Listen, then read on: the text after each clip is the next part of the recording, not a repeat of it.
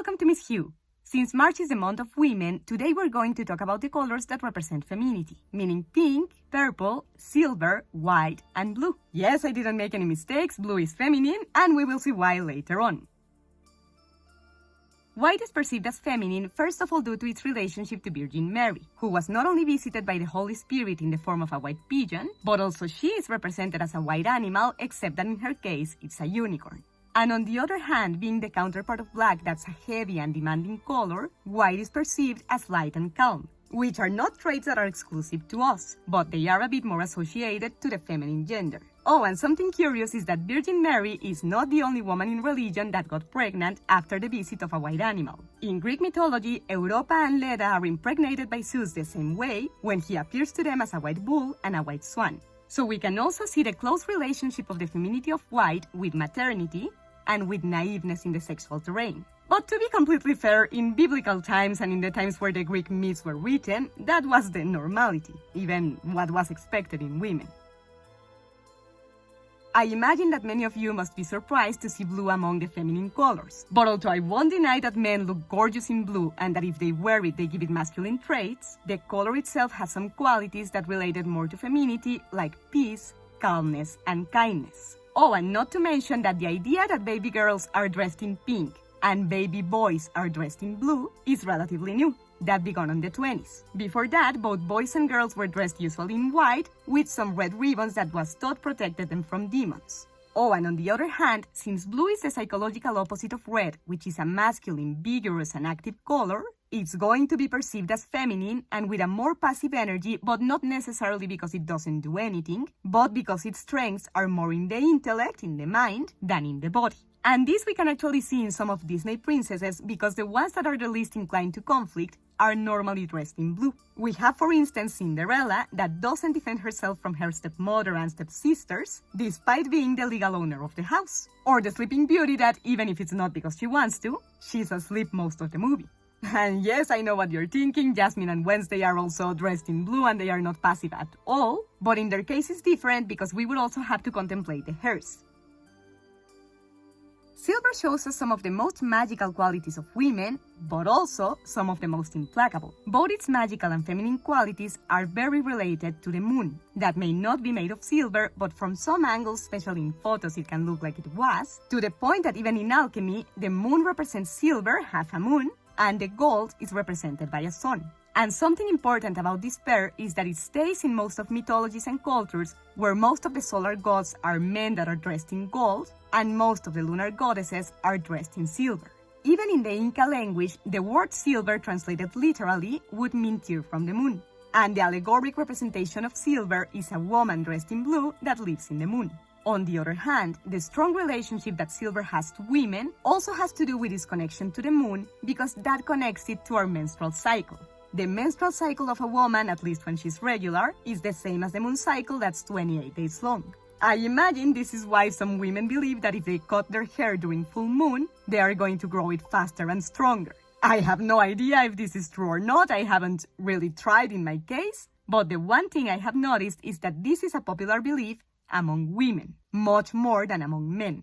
I mean, I have no doubt that maybe some men do cut their hairs during full moon, but the ones that have recommended this to me every time have been women, because it's a belief that connects the position of the moon to our cycle that's intrinsically related to our gender only. Oh, and besides the lunar position, this also connects us to its magical qualities both from the moon and from silver that make it, for example, the only material that can kill a werewolf. Oh, and speaking of weapons, so far we've seen the most mild, calm, and kind side of femininity. But now it's time to talk about the more implacable one, because silver is present in many transport media like airplanes, ships, and even race cars, and of course, also in many tools and even weapons. I know you'll tell me what's feminine about that, it's much more related with men using them than with women using them. But besides the fact that women can use them as well, something curious about many media of transport and weapons is that many times if the owner is a man, he gives them a woman's name. With ships, for example, you can even see in a part of the surface that it even says Gretchen or whatever the name of the sailor's wife is. Or for example, with weapons, we can see it with Negan in The Walking Dead, that his weapon is not silver, it's a bat, but it's covered in barbed wire and that one is silver, and he named it Lucille like his wife. Given the close relationship that pink has to baby girls, it's probably the color that's least surprising to see among the feminine ones. But as we mentioned before, this started until the 20s, when Princess Sophia from France was gifted 6 pairs of pink boots and socks for her babies, but she turned out to have only boys. At that point, there was no stigma that baby girls in pink and baby boys in blue, but for whatever reason she had, she chose not to use them with her babies, but to donate them to the Childhood Museum. And ever since, the idea that baby girls in pink and baby boys in blue was popularized among not only people in royalty, but also common people as well. Nevertheless, although it's recent for pink to be associated with baby girls, it has always been a color with more feminine than masculine traits. For starters, it's the psychological opposite of black.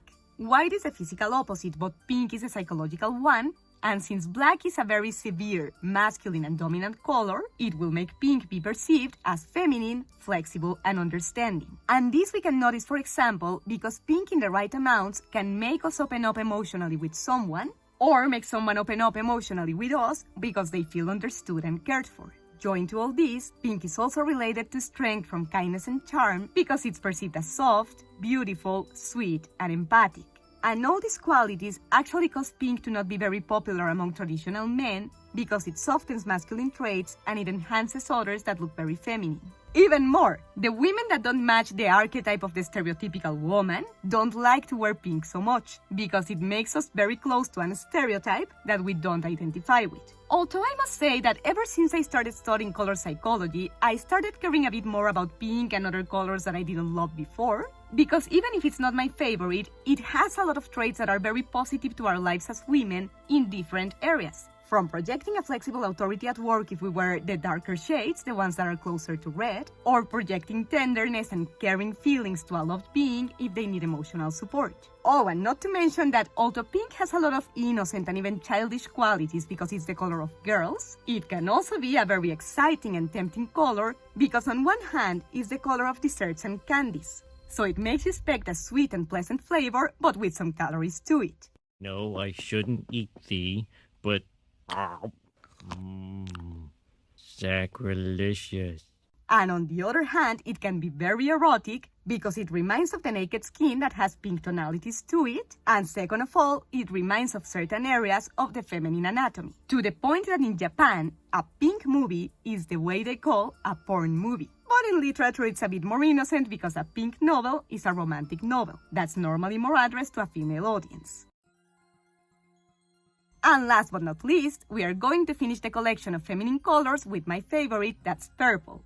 This color actually represents the duality between masculinity and femininity, because it's born from red, that's masculine, and from blue, that's feminine. So as long as neither of them are predominating, it will be the perfect balance between active and passive, and between sensitive and strong. So it's no surprise for some activist movements from women like feminism to adopt this color, because among other things, it reflects the active fight against the unfair situations that women face every day. Sorry if you hear thunder or rain, it's raining like crazy here. And besides feminism, purple is also related to women due to its connection to magic and to erotism. On the magic side, we are going to see purple frequently with silver because it's very related to witches that use the moon for most of their rituals. And besides this, purple is very related to witches because since they are women, they do not enhance so much the physical strength, but their reflexive and introspective qualities and their connection to the enigmatic and the mysterious. Not to mention, obviously, their seductive skills.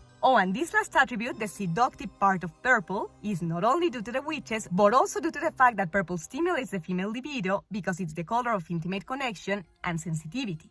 These two being two traits that are usually important to us when it comes to intimacy. And it's purple's duality again that relates it to intimate connection because it's the perfect balance between connecting physically from red and connecting spiritually from blue. Purple for me is my favorite feminine color because it allows me to live the best of both worlds, masculine and feminine, but without losing those traits that make me identify as a woman, not from stereotypes, but from my essence. But now it's your turn. Let me know in the comments which feminine color was your favorite or the one that surprised you the most. And if you liked the video, don't forget to leave a thumbs up, subscribe to the channel, and click on the bell so YouTube lets you know when I upload the next one. Until next time.